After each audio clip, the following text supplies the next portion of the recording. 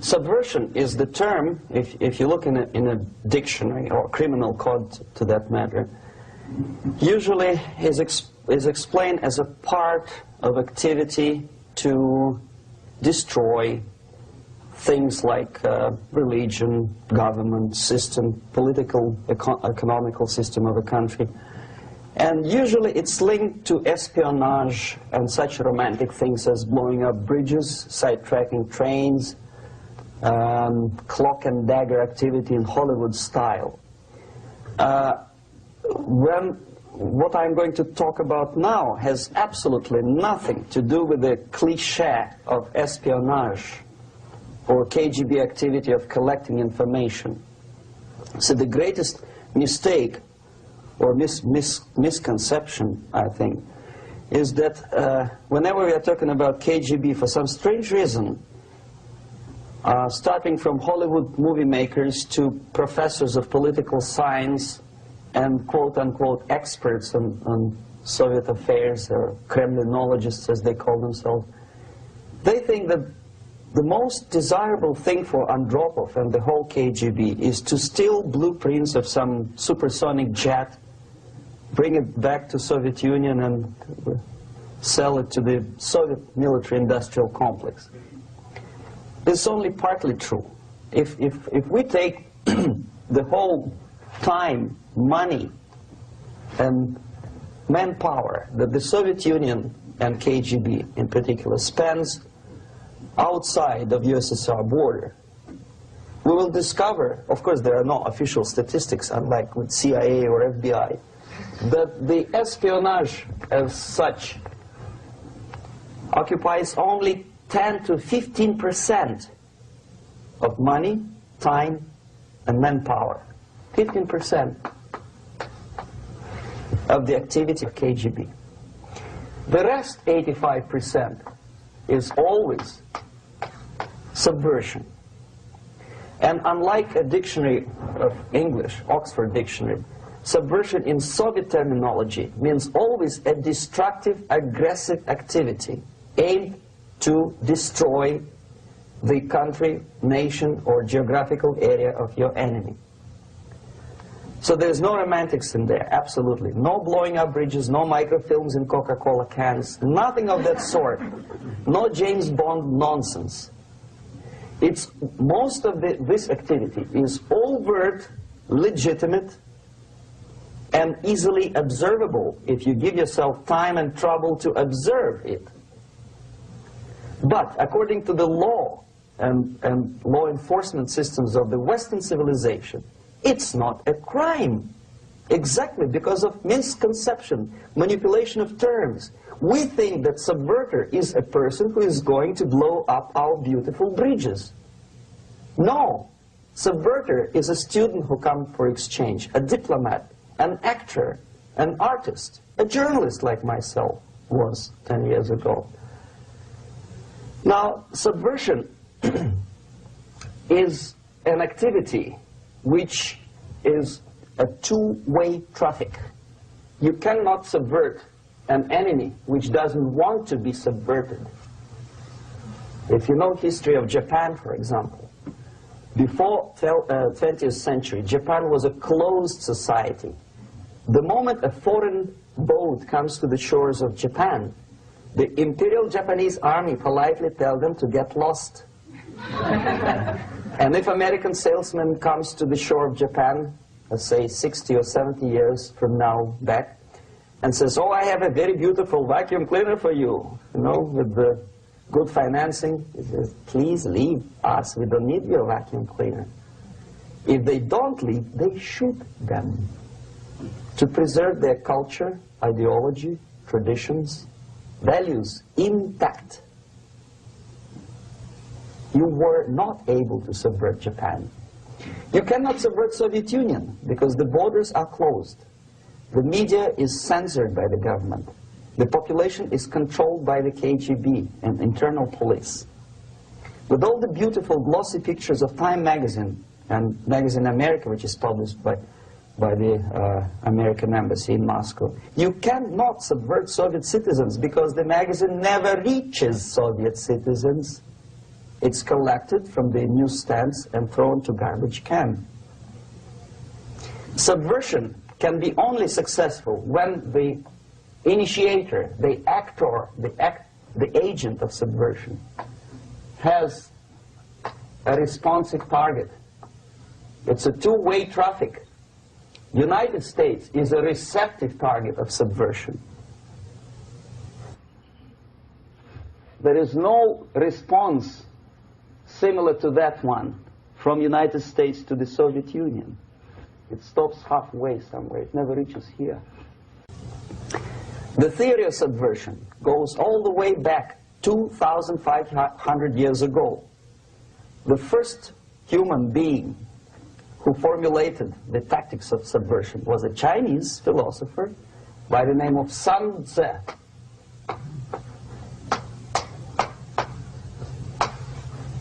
2,500 years BC. He was an advisor for several imperial courts in ancient China. And he said, after long meditation, that to implement state policy in a warlike manner, it's the most counterproductive, barbaric, and inefficient to fight on a battlefield. You know that war is continuation of state policy, right? So if you want successfully to implement your state policy, and you start fighting, this is the most idiotic way to do it. The highest art of warfare is not to fight at all,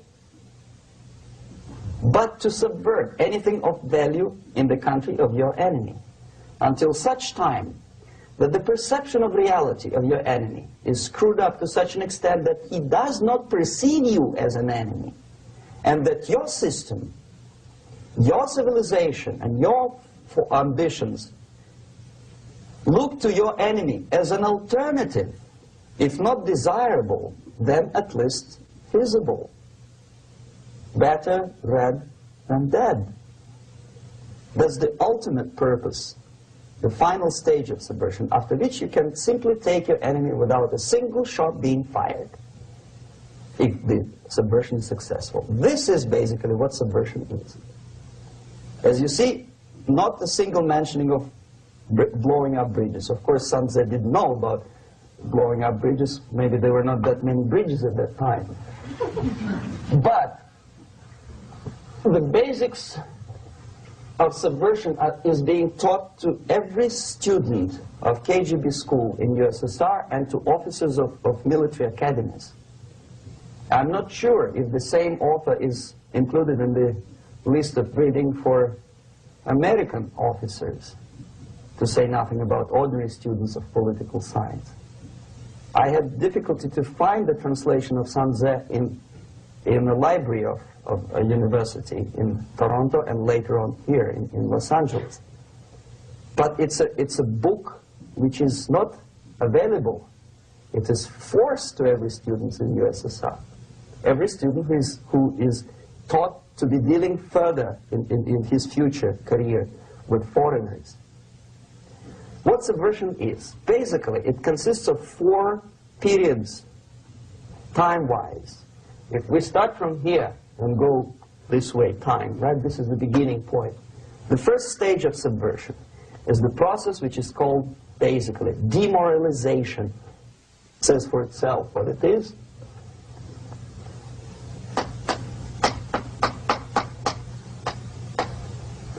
It takes from, say, 15 to 20 years to demoralize a society. Why 15 or 20 years? This is the time sufficient to educate one generation of students or children. One generation, one lifetime span of a person, a human being, which is dedicated to study, to shaping up the outlook, ideology, personality. No more, no less. Usually it takes from 15 to 20 years. What it includes? It includes influencing, or by various methods, infiltration, propaganda methods, direct contacts, doesn't really matter. I will describe them later. Of various areas where public opinion is formulated or shaped: religion, educational system, social life, administration, law enforcement system, military, of course, and labor and employer relations, economy. Okay? 5 areas. I will not write them down because we will not have enough space. Sometimes when I describe all the methods, students ask me question, are you sure this is the result of the Soviet influence? Not necessarily. You see, the tactic of subversion, about which I'm talking, is similar to the martial art, the Japanese martial art. If some of you are familiar with that tactic, probably you will remember that if an enemy is bigger and heavier than yourself, it would be very painful to resist his direct strike. If a heavier person wants to strike me in the face, it would be very naive and counterproductive to stop his blow. The Chinese and Japanese judo art tells us what to do. First, to avoid the strike, then to grab the fist and continue his movement in the direction where it was before, right? Until the enemy crashes in the wall. You see? So, what happens here? The target country obviously does something wrong. If it's a free democratic society, there are many different movements within the society. There obviously, in every society, there are people who are against this society. They may be simple criminals, ideologically in disagreement with the state policy, conscientious enemies, simply psychotic personalities who are against anything, right? And finally, there are a small group of agents of a foreign nation, bought, subverted, recruited, right? The moment all these movements will be directed in one direction, right? This is the time to catch that movement and to continue it until the movement forces the whole society into collapse, into crisis, right? So that's exactly the martial art tactic. We don't stop an enemy. We let him go. We help him to go in the direction we want them to go. Okay? So, on the stage of demoralization, obviously there are tendencies in each society, in each country, which are going to opposite direction from the basic moral values and principles. To take advantage of these movements, to capitalize on them, is the main purpose of the originator of subversion. So we have religion, we have education, we have social life, we have power structure, we have labor relations, unions, and finally we have law and order. 1, 2, 3, 4, 5, 6. Okay? These are the areas of application of subversion. What it means exactly? In case of religion, destroy it, ridicule it, replace it with various sects, cults, which bring people's attention, faith, whether it is naive, primitive, doesn't really matter. As long as the basically accepted religious dogma is being slowly eroded and taken away from the supreme purpose of religion, to keep people in touch with the supreme being, that serves the purpose. Therefore, replace it, accepted, respected religious organizations with fake organizations. Distract people's attention from the real faith and attract them to various different faiths. Education. Distract them from learning something which is constructive, pragmatic, efficient.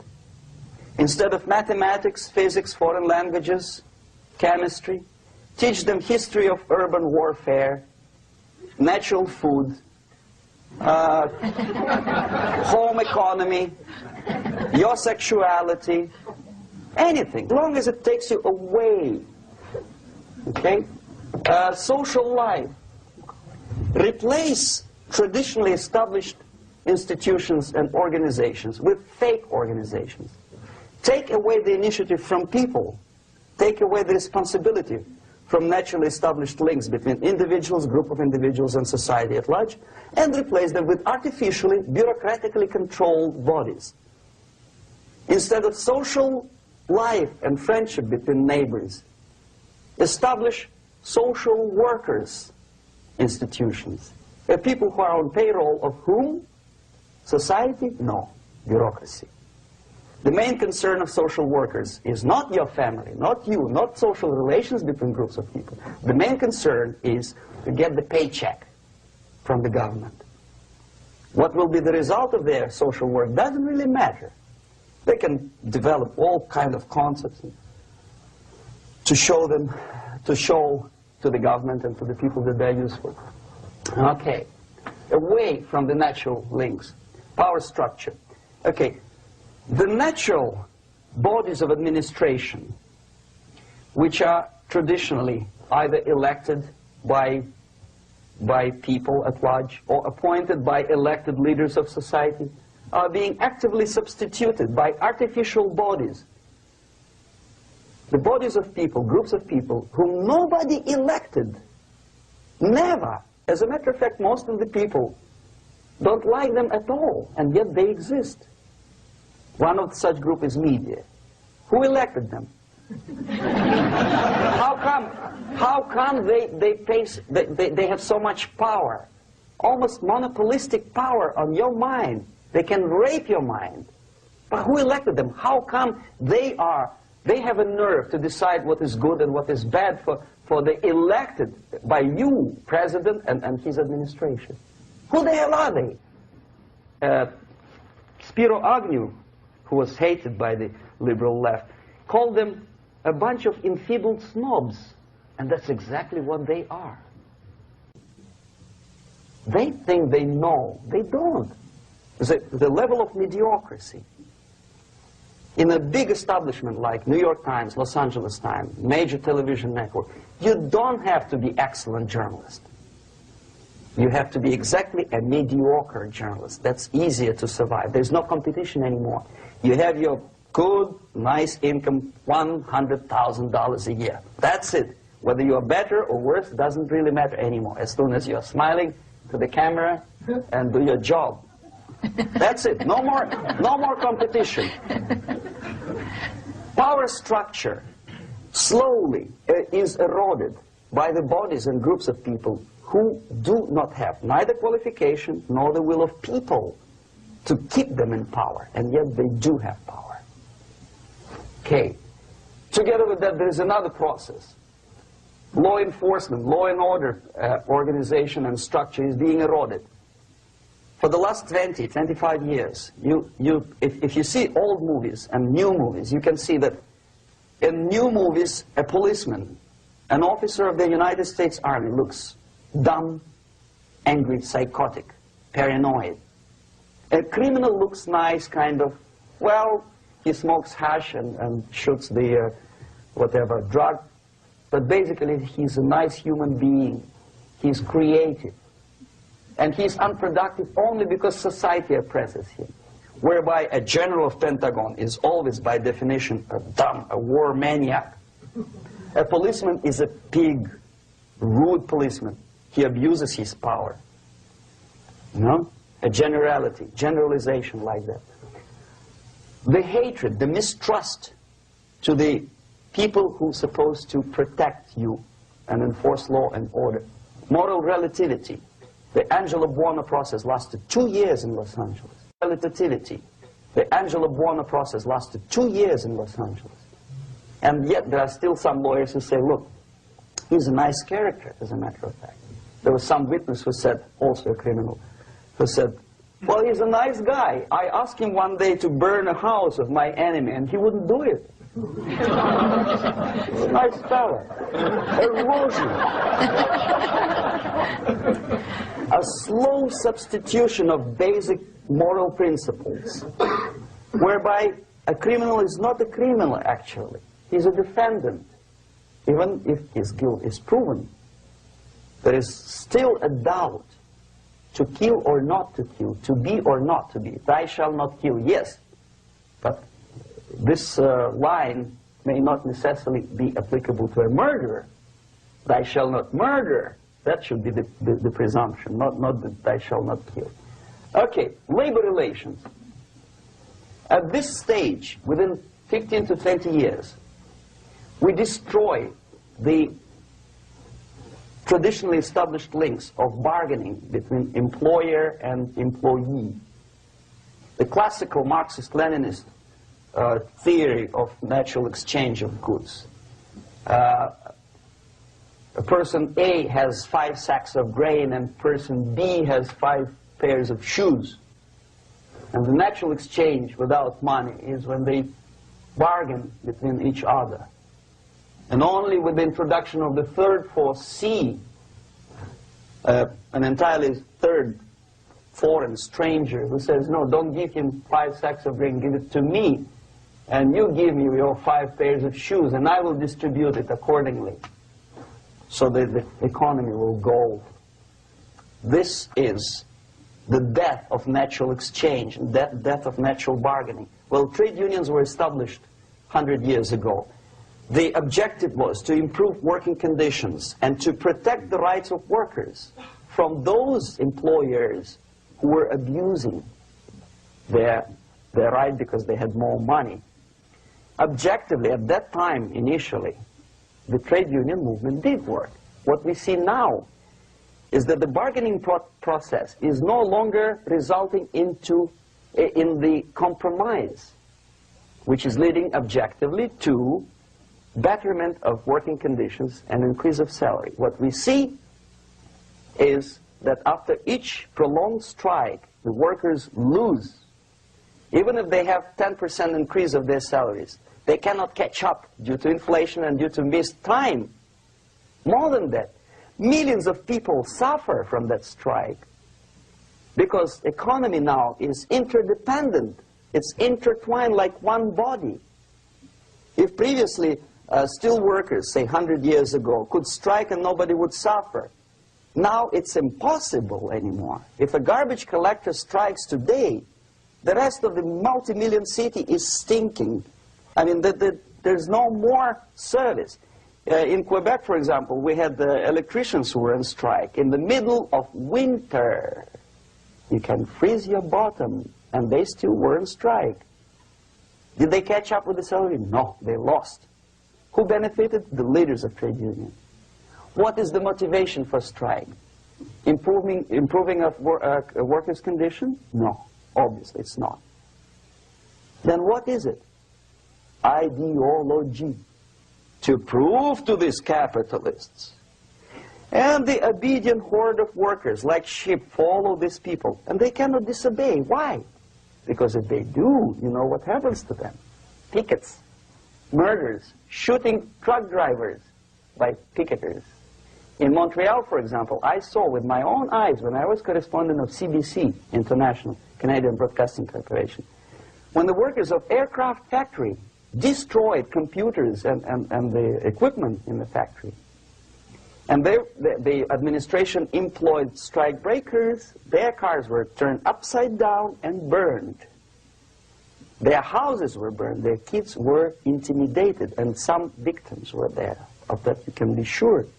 Why? To improve conditions of workers? No. Ideology. Okay, so this is what happens basically. It may or may not happen without the help of the Soviet Union. But the natural tendencies are being greatly taken advantage of and capitalized by the Soviet propaganda systems. How? Whenever trade union strikes, we have influx of propaganda, mass media, ideological dissemination. The workers' right, and we repeat it like parrots. Yes, workers' right. Whose rights? Workers? No. The only freedom of worker to sell his labor according to his own desire and will is taken away from him. By whom? By trade union boss. Unlimited power is given. Responsibility. I want to sell my labor not for $2.50 an hour, but for $2. I don't have right. My freedom is denied to me. I know that if I sell my work for $2 an hour, not for $3 an hour, I will compete better with the other guy who is lazy and more greedy. I don't need $3. I need only $2. No, I was made to believe by media, by business, by advertising agencies that I need more and more and more. Have you ever heard any advertising on TV to consume less? No. No way. Whether you need a six-cylinder car or not, you have to buy it. And hurry up. When I was driving here, on the local radio station, an excited announcer said, "You hurry up, rush and save, save, save. There is a pantyhose sale." Save by buying more. See? Of course. It would be too naive to expect that KGB makes that advertising agency to do such a crazy commercial. No, of course not. But what we did when I was working for Novosti Press, we would snow plow editorial offices, student organizations, religious groups with literature of class struggle. If not directly Marxism-Leninism propaganda, then a propaganda of the legitimate aspirations of working class, betterment of life, equality. Equality, mind you. President Kennedy once said, "We will make America to believe that people are born equal." Are people born equal? Is there any mentioning in the Bible or any other holy scripture in any religion, if you don't believe me, go to the library and check it, there is not a single word about equality. Just the opposite. By your deeds, God will judge you. What you do is important. The merit of your personality. You cannot legislate equality. If you want to be equal, you have to be equal. You have to deserve it. And yet we build our society on the principle of equality. We say people are equal. We know it is false. It's a lie. Some people are tall and stupid. Others are short, bold, and clever.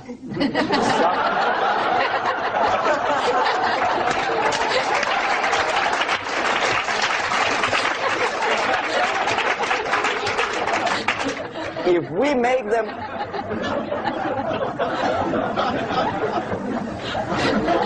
we make them equal by force, if we put the principle of equality in the basis of our socio-political structure, it's the same thing as building a house on sand. Sooner or later it will collapse, and that's exactly what happens. And we, as Soviet propaganda makers, are trying to push you in the direction which you go yourself. Equality, yes, equality. People are equal. Land of equal opportunities. Is it true or not? Think about it. Equal opportunities. Should there be equal opportunities? For me and for a lazy bastard who comes here from some other country and immediately registers as a welfare recipient benefits? I never received a single dollar. No, sorry, I did receive once. But I never applied for welfare. For the 13 years, I took any job. Security guard, journalist, taxi driver, anything. Well, I was restless, but some people don't like it. They immediately. So why should we have equal opportunities? Why? The equal opportunity to excel. Equal opportunity in equal circumstances, yes, but you know people are different. To excel, yes, provided we reach the same level of excellency, perfection, which is hypothetical, distant future. Yes, maybe. But we know perfectly well that even with the best intentions, people could not be equal. Why should we have equality in the, say, legal system? Myself, I'm considering myself a law-abiding citizen, and a person who comes here to rob and shoot, say, the United States administration under Carter imported thousands of Cuban criminals. They were non-criminals, yet they were accepted. Do you think it's fair if myself and my wife from Philippines, who work like a, excuse me, horse as a lab technician in a hospital, should have the same rights as a criminal from Cuba? Why? And yet we repeat as parrots, equality, equality, equality. And the Soviet propaganda system helps us to believe that equality is something which is desirable. Democracy, as it was established by fathers of this country, of this system in the last century, is not equality. It's the system where different people, unequal people, have a chance to survive and help each other in constant competition, in constant perfection, not inequality, which is superimposed from a godfather or a nice person in Washington, D.C. And the absolute equality exists in Soviet Union, quote-unquote equality. Everybody is equal in dirt, except some people are more equal than the others in Politburo. So, the moment you bring a country to the point of almost total demoralization, when nothing works anymore, when you are not sure whether it is right or wrong, good and bad, but there's no division between evil and good, when even the leaders of church sometimes say, well, violence for the sake of justice, especially social justice, is justified in the countries like Nicaragua, El Salvador, well, maybe Rhodesia, and we listen to them and say, yeah, probably it's true. Is it true? No, it is not true. Violence is not justified, especially for the sake of quote-unquote social justice introduced by Marxist-Leninists.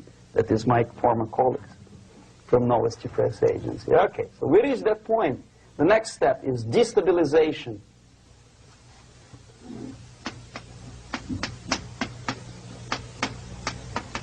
Again, this word says for itself what it is. To destabilize all the relations, all the accepted institutions and organizations in a country of your enemy. How you do it? You don't have to send a battalion of KGB agents to blow up bridges. No. You let them do it themselves. The area of application is, again, it's narrower now. Not like the previous case. The overt legitimate actions of the KGB in this case would be hardly noticeable. There is no crime if a professor who recently went to USSR introduces a course of Marxism-Leninism in a Californian college, for example. Nobody is going to come to his doorstep and say, okay, mister, come, you are under arrest. No, it's not a crime. It's not even considered a moral crime against your country. So the area of application here is narrowing down to economy, again, labor relations, right? To law and order, plus military. And economy, law and order. Yes, and again, the media, but wider scope, little bit different. I'll explain later. Okay, basically 3 areas. Economy. The radicalization of bargaining process. If on that stage we still could achieve, theoretically, some positive compromise between the negotiating sides with say, arbitrary, introduction of arbitrary judges, a third side, objectively judging the demands of both sides. Here it's radicalization. On the stage of destabilization, we cannot come to compromise even within a family. The husband and wife couldn't figure out which is better. Husband wants his kids to eat at the table, and wife wants a child to roam around the room and drop food all over the floor. They cannot come to compromise unless they start a fight. It's impossible to reach a compromise, constructive compromise, between neighbors. Some people say, I don't like you to watering your lawn at that time because exactly at that time I'm walking my dog and he's getting nervous. He cannot pass his bowels, you know. So they cannot compromise. They go to a civil court or something like that. radicalization of human relations. No more compromise. Fight, fight, fight. The normal, traditionally accepted relations are destabilized. The relations between teachers and students in schools and colleges. Fight. The relations between, in economical sphere, between laborers and employers are further radicalized. No more acceptance of the legitimacy of demands of workers. Unlike Japanese, with the theory Z, if you ever heard about it, where the workers are involved in decision-making process, therefore they don't have moral incentive to fight their bosses. In the United States, it's just the opposite. The harder is the fight, the better. The more heroic they look. When the Greyhound network was on strike recently, the correspondents of local TV networks all over the United States were approaching these strikers, and they say, oh yes, we are doing something nice. They look like heroes, and they were proud. There was some family, the husband was bus driver. Now they decided in a protest against the bosses to camp somewhere in the forest.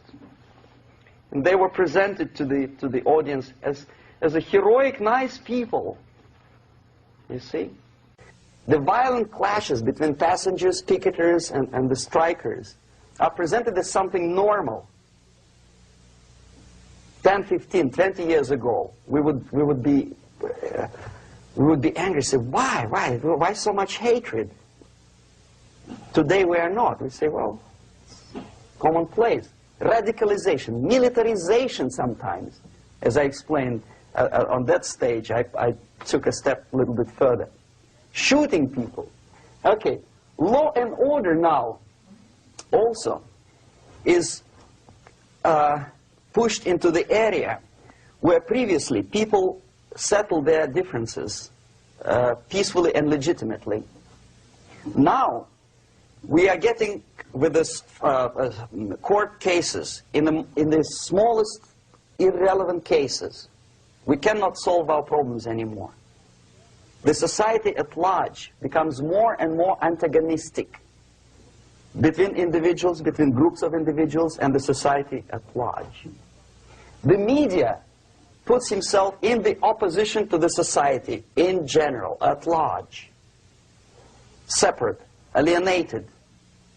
Okay?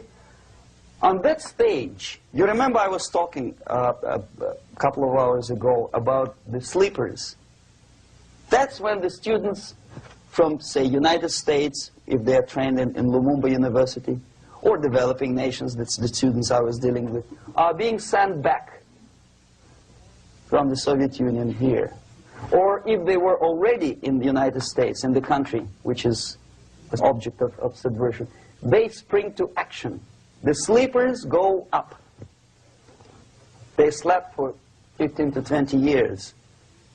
Now they become leaders of groups, preachers, I don't know, public figures. Prominently they actively include themselves in a political process.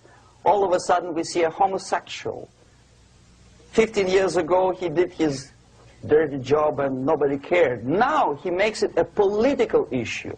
A political issue. He demands recognition, respect, human rights, and he rallies a large group of people. And there are violent clashes between him and police, his group and ordinary people, no matter what. It's black against white, yellows against green, doesn't matter where the division line goes. As long as this group come into antagonistic clash, sometimes militantly, sometimes with firearms, that is destabilization process. The sleepers, many of whom are simply KGB agents, become leaders of the process of destabilization. Doesn't mean that Comrade Andropov sends Comrade Ivanov to the United States. The person who takes care is already here. He is a respected citizen of the United States. Sometimes he gets money from various foundations for his legitimate struggle for, I don't know, human rights, women's rights, kid lib, prison lib, whatever. There are sympathetic Americans who donate their money to him. This stabilization process usually leads directly to the process of crisis. In case of developing nations, that's the area where I was active. The process starts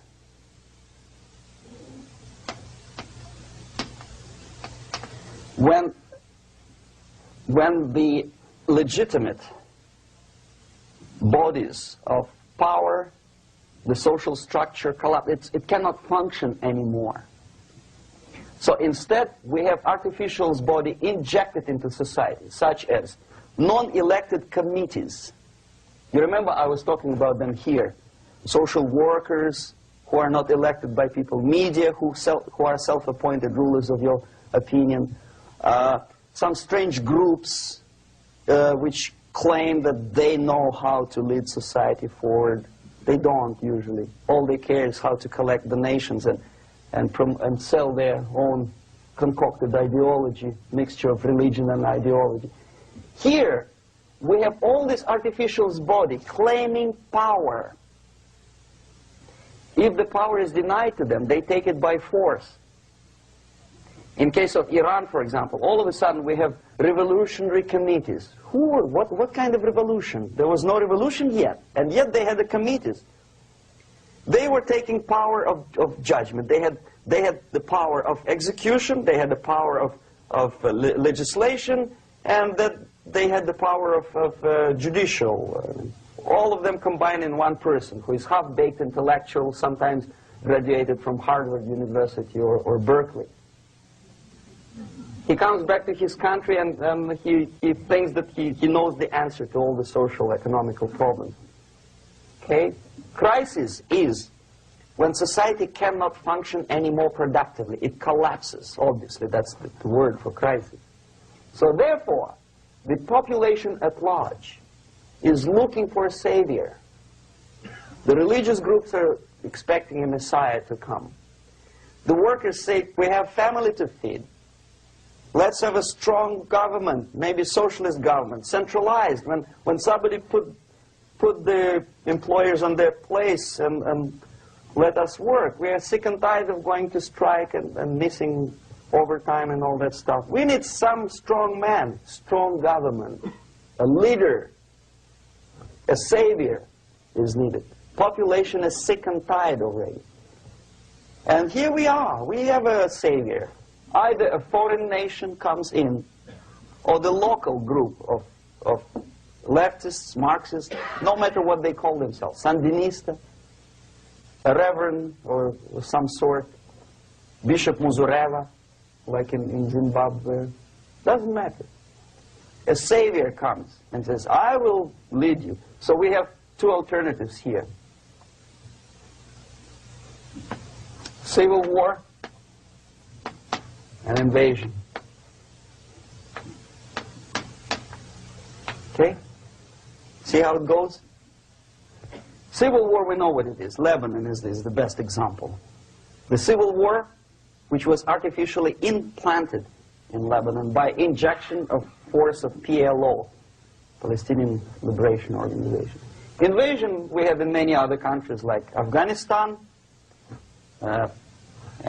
name any East European country, it was invaded by the Soviet army. But the result is the same. The next stage is normalization. Normalization is a very ironic word, of course. It is borrowed from 1968 situation in Czechoslovakia, when the Soviet propaganda and after them New York Times declared the country is normalized. The tanks moved into Prague, so there's no more Prague Spring, there's no more violence. Normalization. At that stage, the self-appointed rulers of the society don't need any revolution anymore. They don't need any radicalism anymore. So this is the reverse from destabilization. Basically, it is stabilizing the country by force. So all the sleepers and activists and social workers and liberals and homosexuals and professors and Marxists and Leninists are being eliminated physically sometimes. They've done their job already. Okay? They are not needed anymore. The new rulers need stability to exploit the nation, to exploit the country, to take advantages of the victory. Okay? So no more revolutionaries, please. And that's exactly what happens in a number of countries. You remember Bangladesh? This is the crisis in which I was instrumental. First they had Mujibur Rahman. In 1971, he was the leader of People's Party, Awami League, with mustache like Stalin. He was in Russia many times. In 5 years, he was shot by his former colleagues, Marxists. He fulfilled his function. In Afghanistan, it happened 3 times. First there was Taraki, then there was Amin, now there's Babrak Karmal. They killed each other successively, one after another. The moment he fulfills his duty, the first one demoralized country, the second destabilized, the third one brought it to crisis. Goodbye, comrades. Babrak Karmal comes from Moscow and put into the seat of power. Same thing happened in Grenada recently. Maurice Bishop, Marxist, was killed by Austin, what's his name, General something, who was also a Marxist. Right? So no more revolutions, please. Normalization now. From now on, no more strikes, no more homosexuals, no more women lib, no more kid lib, no more lib, period. Good, solid, democratic, proletarian freedom. That's it. Now, to reverse this process takes enormous effort. When today, United States had to invade Grenada to reverse the process of subversion. Some people say, boy, this is not good, it's not kosher to invade the beautiful country, island of Grenada. Well, why didn't you stop the process here, when Grenada was just approached by leftists? Why not to prevent Maurice Bishop to come in power in the first place? Did Grenadians want him? Very questionable. They didn't know who was Maurice Bishop in the first place. He came to power by coup d'etat himself. Okay? No, we let the situation develop further and further and further until the crisis and normalization very soon. And then the United States decided to invade country, discovering that the country was absolutely a military base for the Soviet Union. Of course it's a drastic measure. Of course it's a pity that Marine Corps had to lose, what, 17 lives. Very bad. Why not to stop the process before it comes to crisis? Oh no, intellectuals will not let you. It's interference into domestic affairs. They're very careful not to let American administration to interfere in domestic affairs of Latin American countries. They don't mind Soviet Union interfere in these affairs. Okay. So to reverse this process, from here, it takes only and always military force. No other force on earth can reverse this process at this point. At this point, it does not take military invasion of the United States Army. It takes strong action, like in Chile, a CIA covert involvement to prevent the savior from outside to come into power and to stabilize country before it erupts into civil war. Country before it erupts into civil war. Okay? Support the right-wing conservative forces. By money, by crooks or love, doesn't matter.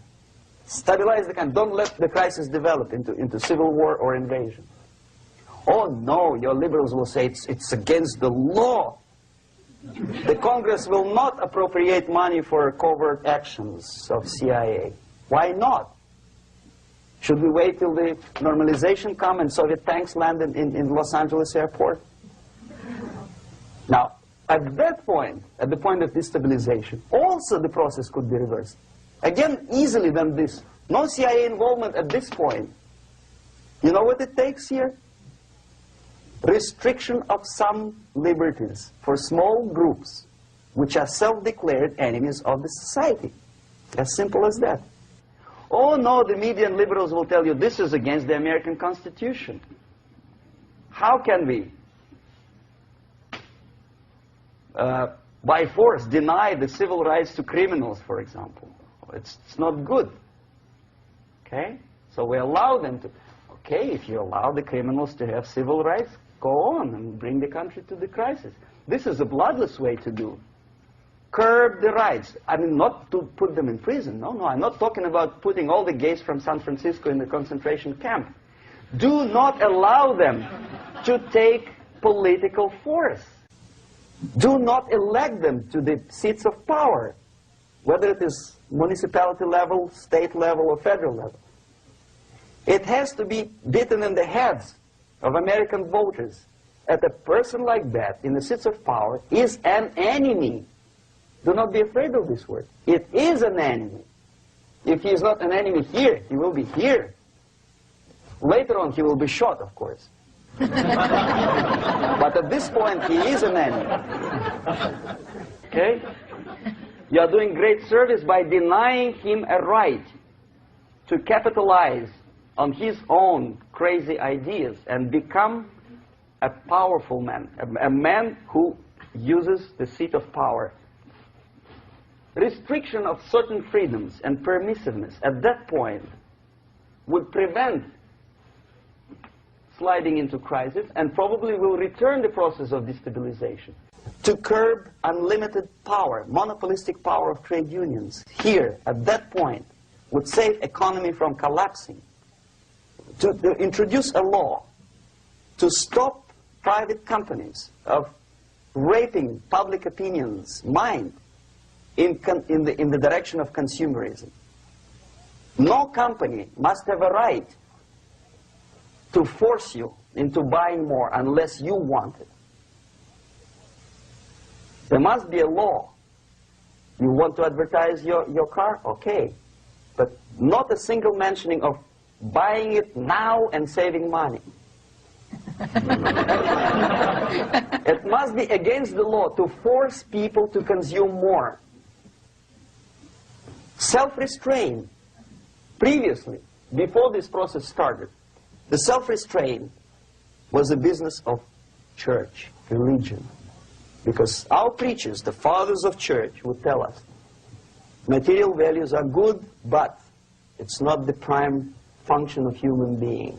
Because you have to live with something. Obviously, the design for our life is not to consume more deodorants. There must be something greater. If such a complicated instrument as human body was created, obviously there must be some higher purpose for that. And it's very easy to avoid destabilization by denying the greedy companies one little freedom, one little liberty, forcing you into turning yourself into processors of unwanted products and goods. They turn you into machines, like the worm who there's inlet and outlet. So, and how long an average appliance lasts these days? Less than a year. Why? Where's workmanship? Well, we want you to buy more. Okay. Destabilization process could be easily overcome if, as I say, the society, by its own will or after persuasion by the leaders, will come to the idea of self-restraint. It's so hard we want to consume more, but you have to. Unless you will come to this stage, when, as we say in Russia, if Sahara Desert ever becomes a communist state, there will be shortage of sand. So you have to curb your... You have to curb your expectations at this point before it's too late. But no, we don't want to do it. Demoralization process. Again, it's the easiest thing to reverse. First of all, by restricting import of propaganda. The easiest thing to do. Unlimited, unrestrained import of Soviet literature, Soviet journalists, giving Soviet propaganda and ideological agitators equal time on American TV network. It has to be stopped. And it's easy. They won't be offended, mind you. As a matter of fact, they will respect America more. But when my former colleague Vladimir Posner appears on Nightline, and Ted Koppel asks him, well, Vladimir, what do you think about this? And what can he think? He's an instrument of propaganda. He thinks what Comrade Andropov tells him to think. He's just a nice, articulate mouthpiece of the Soviet subversion system. And Ted Koppel makes you believe that my friend Vladimir Posner thinks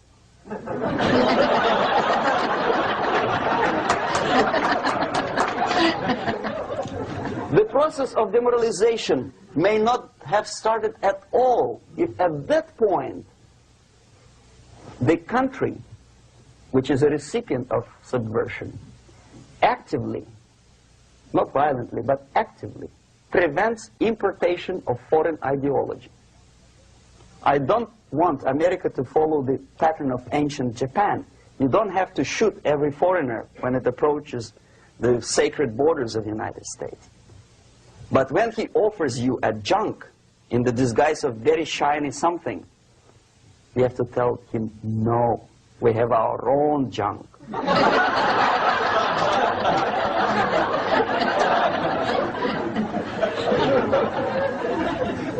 If at that point the society is strong, brave, and conscientious enough to stop importation of ideas which are foreign, then the whole chain of events could be prevented. Recently I've been to Philippines, and I was shocked how in big cities like Manila, children listen to deafening music. A melodious nation with long traditions of good, nice ethnic music, introduced by Spanish long time ago, maybe 2 centuries, 3 centuries ago, I don't remember how long.